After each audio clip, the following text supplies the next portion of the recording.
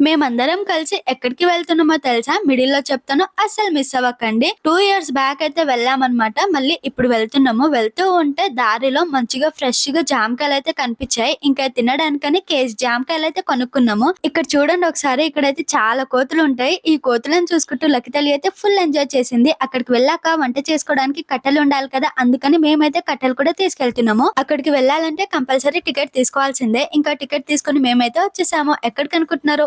Maddimadugu వచ్చామనమాట.